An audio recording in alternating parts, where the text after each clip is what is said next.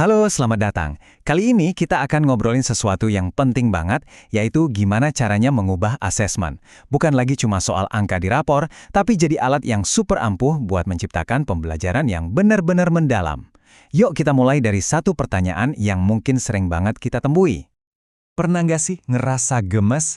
Siswa kita tuh hafal banget materinya. Kalau dikasih soal ujian, jawabannya sempurna.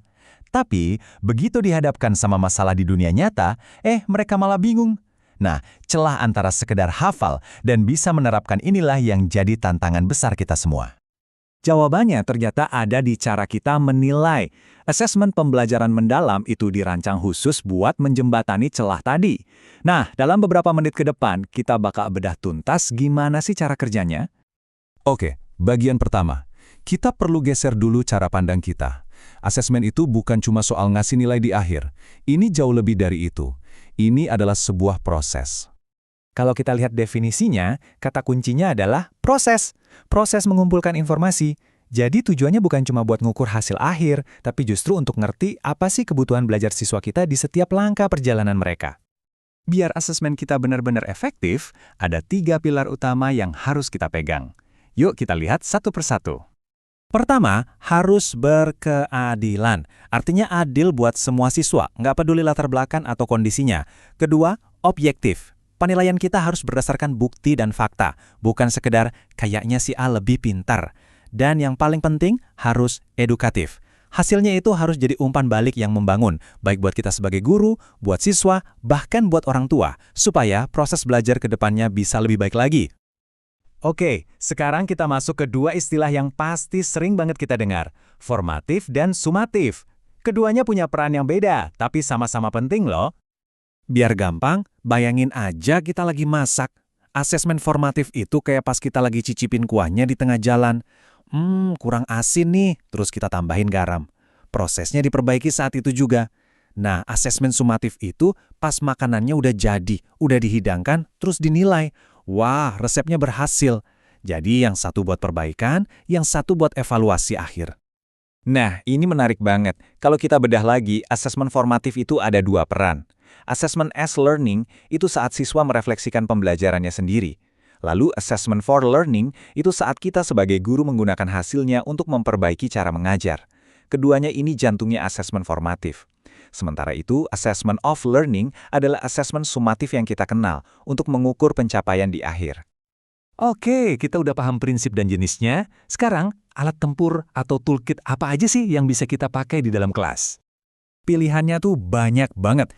Mulai dari observasi sederhana, penilaian kinerja, proyek yang kompleks, sampai portofolio. Nggak ada satu alat yang paling super. Kuncinya adalah memilih teknik yang paling pas dengan tujuan pembelajaran yang mau kita ukur. Dan yang keren, asesmen itu bisa sangat adaptif. Coba kita lihat contoh di SMK. Penilaiannya sangat spesifik dan relevan dengan dunia kerja, misalnya lewat asesmen PKL atau uji kompetensi.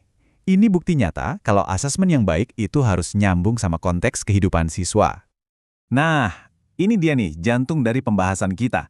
Gimana caranya kita nggak cuma menilai jawaban siswa itu benar atau salah, tapi kita bisa mengukur sedalam apa pemahaman mereka. Ini pertanyaan krusial banget kan? Seorang siswa bisa jawab, habitat adalah tempat tinggal. Betul, tapi apa dia benar-benar paham maknanya? Nah, untuk menjawab ini ada satu kerangka kerja yang bisa sangat membantu kita. Kenalin, ini namanya taksonomi Solo. Anggap saja ini seperti tangga pemahaman siswa. Ada 4 tingkat, mulai dari yang paling dangkal sampai yang paling dalam dan kompleks. Yuk kita bedah satu persatu pakai contoh habitat tadi.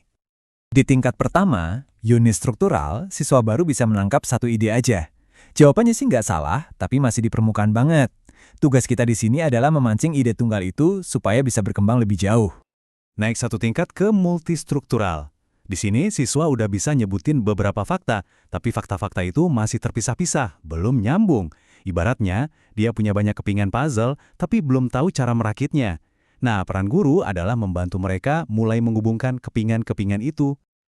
Wah, ini lompatan yang besar. Di tingkat relasional, siswa mulai bisa menghubungkan sebab akibat. Mereka mulai paham. Oh, ternyata suhu dan air itu saling mempengaruhi kelangsungan hidup makhluk di sana.